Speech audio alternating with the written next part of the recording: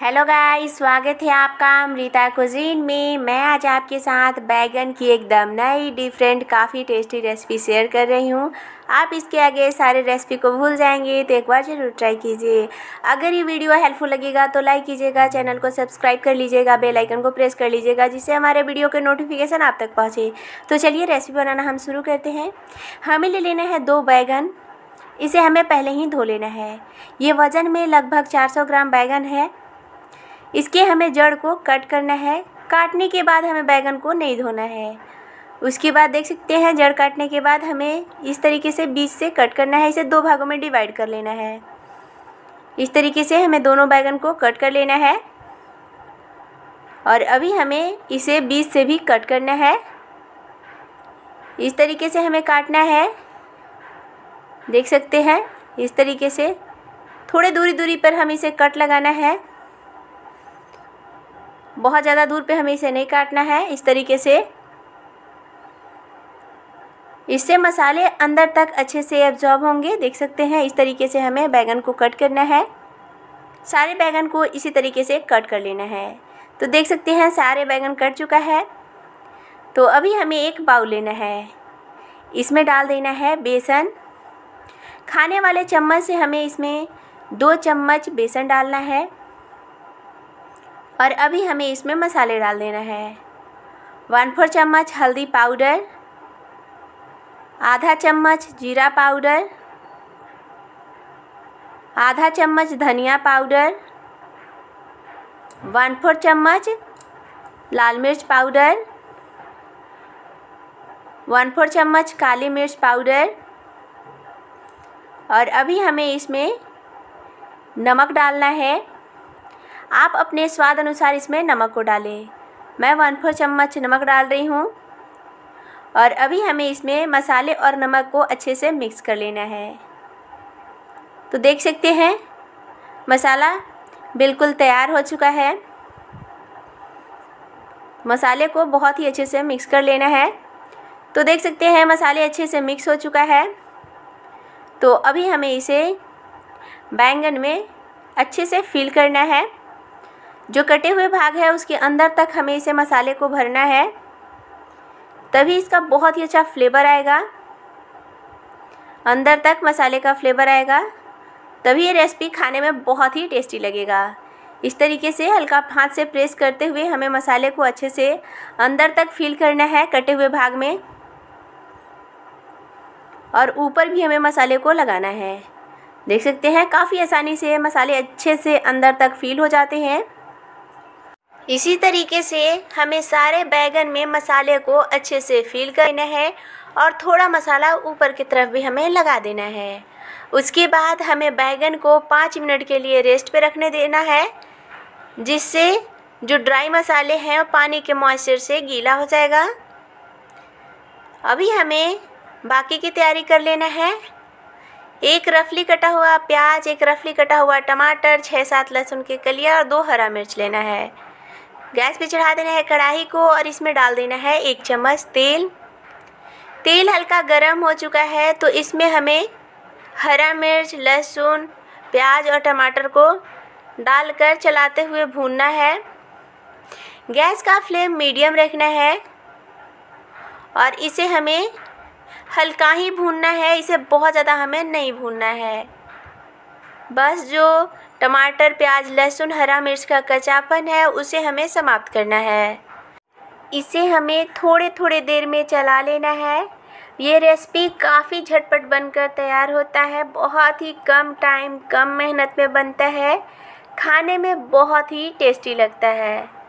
तो एक बार इसे ज़रूर ट्राई कीजिए।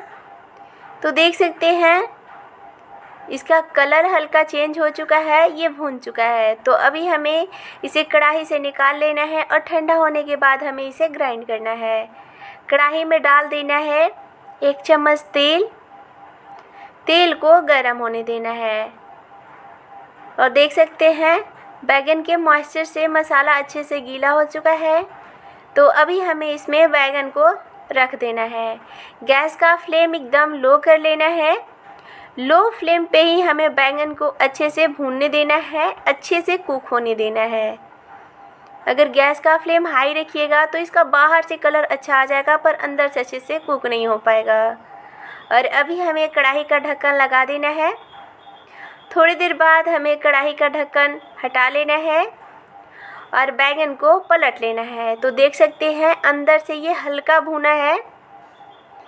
तो इसे पलटने के बाद दूसरे साइड से भी हमें इसे अच्छे से भूनने देना है और कुक होने देना है। वापस हमें कढ़ाई का ढक्कन लगा देना है। थोड़ी देर बाद हमें वापस कढ़ाई का ढक्कन हटाना है और बैंगन को पलट लेना है। तो देख सकते हैं ये अंदर से भी हल्का भून चुका है। हमें भूनते हुए ही बैंगन को 80 से 90% तक कुक कर लेना है। लो हीट पे ही बैंगन को भूनिएगा तभी ये रेसिपी काफ़ी टेस्टी लगेगा। वापस हमें ढक देना है। इसी तरीके से हमें बैंगन को दोनों साइड से पलटते हुए अच्छे से कुक होने तक भूनना है। जब तक बैंगन एकदम सॉफ्ट ना हो जाए, अच्छे से भून ना जाए, तब तक हमें इसे दोनों साइड से पलटते हुए ढक कर भूनना है। ढककर भूनने से ये काफ़ी जल्दी कुक हो जाएगा, बहुत ही कम टाइम लगेगा। तो देख सकते हैं वापस हमें इसे ढक्कन को हटा लेना है। ये देख सकते हैं अंदर तक अच्छे से कुक हो चुका है, अंदर तक एकदम सॉफ्ट हो चुका है। तो अभी हमें इसे कढ़ाई से निकाल लेना है। इसमें देख सकते हैं कितना अच्छा कलर आया है, बहुत ही बढ़िया कलर आया है और ये अंदर तक एकदम सॉफ्ट है। और अभी वापस हमें कढ़ाई में डाल देना है 1 चम्मच तेल और इसमें डाल देना है आधा चम्मच जीरा। जीरा को हल्का ब्राउन होने देना है और इसमें हमें कुछ खड़े गरम मसाले डालने हैं, दालचीनी, लौंग, इलायची और तेज़पत्ता। इसका फ्लेवर बहुत ही बढ़िया आता है, तो खड़े गरम मसाले ज़रूर डालें और इसे हमें हल्का चला लेना है। और अभी हमें ग्राइंड किए हुए टमाटर, प्याज, लहसुन और हरा मिर्च को डालना है। गैस का फ्लेम लो कर लेना है क्योंकि अभी हमें इसमें मसाले को भी डालना है। तो गैस का फ्लेम एकदम लो कर लेना है और अभी हमें इसमें डाल देना है बेसन का जो मसाला था, उसे भी हमें डाल लेना है क्योंकि थोड़ा सा ये बचा हुआ है। आपके पास अगर बचा हुआ ना हो तो स्किप कर सकते हैं, था तो इसलिए मैं डाल रही हूँ, इसका फ्लेवर बहुत ही बढ़िया आता है। आधा चम्मच हल्दी पाउडर डालना है, आधा चम्मच कश्मीरी लाल मिर्च पाउडर, इसका बहुत ही अच्छा कलर आता है। 1 चम्मच धनिया पाउडर, आधा चम्मच जीरा पाउडर, 1/4 चम्मच काली मिर्च पाउडर। नमक डाल देना है अभी इसमें हमें, आप अपने स्वाद अनुसार इसमें नमक को डालें। मैं 1 चम्मच नमक डाल रही हूँ और अभी हमें इसे चला लेना है। हमें मसाले को लो हीट पे भूनना है और ढक कर भूनना है। मसाले अच्छे से भूनेंगे तभी रेसिपी बहुत ही टेस्टी बनता है। अगर मसाले अच्छे से नहीं भूनिएगा तो रेसिपी उतना खाने में टेस्टी नहीं लगेगा। तो चलाने के बाद कढ़ाई का ढक्कन लगा देना है। थोड़ी देर बाद हमें कढ़ाई का ढक्कन हटाना है और इसे चलाना है। हमें मसाले को लगभग 4 से 5 मिनट के लिए भूनना है लो हीट पे और वापस हमें इसे ढक देना है। थोड़ी देर बाद वापस हमें कढ़ाई का ढक्कन हटाना है। तो देख सकते हैं मसाले तेल को छोड़ चुका है, सेपरेट हो चुका है तेल, अच्छे से मसाले भून चुका है। तो अभी हमें इसे चला लेना है और अभी हमें इसमें डाल देना है पानी। लगभग 300 ml हमें इसमें पानी डालना है। आपको जितना ग्रेवी चाहिए, थिक चाहिए, थिन चाहिए, उस अनुसार से आप इसमें पानी को डाल सकते हैं। हमें ग्रेवी थोड़ा थिक चाहिए इसलिए मैं इसमें कम पानी डाली हूँ। और अभी हमें मसाले को चला लेना है। ग्रेवी में उबाल आने के बाद ही हमें इसमें बैंगन को डालना है। तो गैस का फ्लेम हाई कर लेना है, कढ़ाई का ढक्कन लगा देना है और ग्रेवी में उबाल आने देना है। तो देख सकते हैं ग्रेवी में उबाल आ चुका है। तो अभी हमें इसमें भुनी हुई बैंगन को डालना है और इसे हमें लो हीट पे कुक करना है। अगर हाई फ्लेम पे कुक कीजिएगा तो ग्रेवी काफ़ी ज़्यादा थिक हो जाएगा। ये रेसिपी थोड़ा ग्रेवी वाला ही टेस्टी लगता है खाने में। और अभी हमें इसे चला लेना है। इसे हमें लो हीट पे कुक करना है 10 मिनट के लिए।